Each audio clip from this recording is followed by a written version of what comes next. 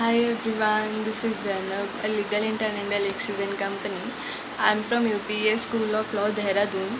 So, in last video, we were discussing about the theory of corporate personality in company law, and we also discussed about the leading case law, which is Salman vs. Salman.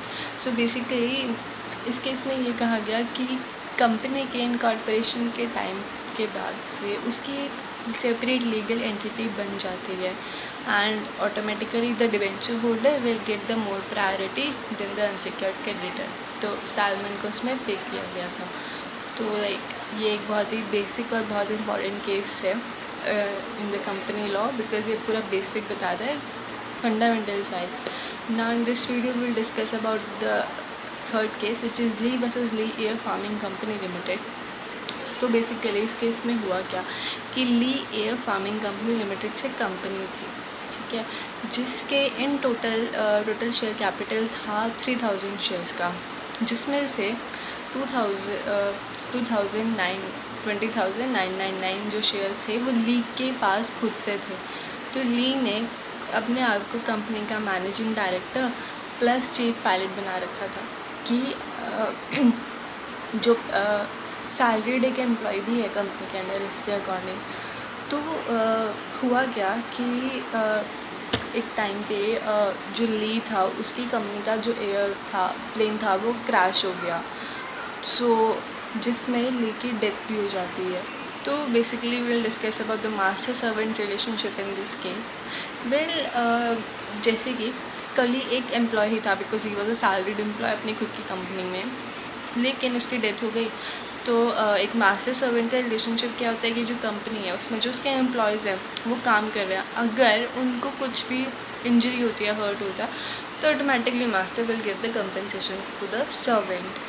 तो अब हुआ क्या कि ली की जो wife थी Mrs ली, वो company से कंपनसेशन डिमांड करती हैं। Well the main question in this case was कि ली फार्मिंग कंपनी जो लिमिटेड थी वो सेपरेट एंटिटी थी या फिर दोनों सेम थे। वेल और वेदर मिसेस ली को कंपनसेशन मिल सकता है इसके अंदर या नहीं, क्योंकि ली एक एम्प्लॉय भी था, मास्टर भी था, ठीक है। तो उसको कंपनसेशन मिलनी चाहिए या नहीं मिलनी चाहिए, ये भी एक बहुत इंपॉर्टेंट इसके अंदर क्वेश्चन आ गया। एंड जब वो काम कर रहा था, जब उसकी डेथ हुई उस दौरान भी he was serving as a master also and as a employer also.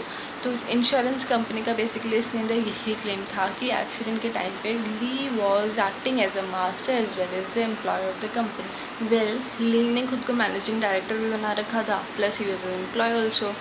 तो इसमें बहुत ज़्यादा इश्यूज आ गए थे। तो लेकिन इंश्योरेंस कंपनी का ये कहना था कि ली कंपनी लिमिटेड अलग एंटिटीज़ नहीं है, बिकॉज जो मेन शेयर्स थे लाइक 20,999 शेयर्स भी ली के पास ही थे, 22,000, ठीक है। तो ऑटोमेटिकली जो ली है ही इज़ अ मास्टर, वो एम्प्लॉय नहीं है, but according the company he was the chief pilot, तो इसलिए वो एम्प्लॉय भी था। लेकिन इंश्योरेंस कंपनी का बेसिकली क्लेम यही था that no, this is the only one legal entity and Mrs Lee won't get the compensation.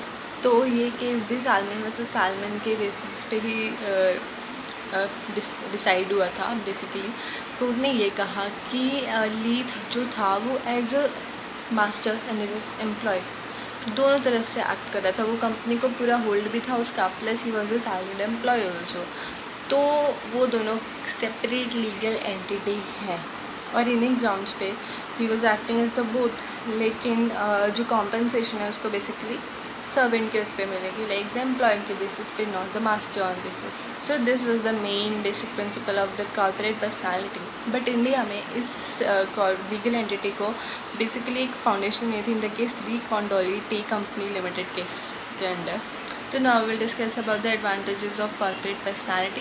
First one is legal personality. Yes, after the age soon is the incorporation company की एक separate legal existence बन जाती है। Second is perpetual succession. इसमें basically ये कहना है कि कंपनी के किसी भी एम्प्लॉय की डेथ हो जाती है, इंसिडेंट हो जाता है, कुछ भी हो जाता है, कंपनी को छोड़ देता है, उससे कंपनी को कोई फ़र्क नहीं पड़ता, because members and the company they both are legal separate entities. तो कंपनी अपने कॉन्टीन्यूसली काम करती रहेगी, उस जो उसके एम्प्लॉयज़ हैं उससे कंपनी की कुछ भी उस पर इश्यूज़ कोई भी वैसे इश्यूज़ नहीं पड़ते. And the third one is company can sue and can be sued. Well, this is a self-explanatory on its own. And the fourth one is unlimited liability. Company के जो मेंबर्स होते हैं उनकी लिमिटेड लाइबिलिटी रहती है. Well, this was the mean. But कुछ ऐसे cases आते हैं जिसमें ये सेपरेट लीगल एंटिटी की एग्जिस्टेंस हटा दी गई थी.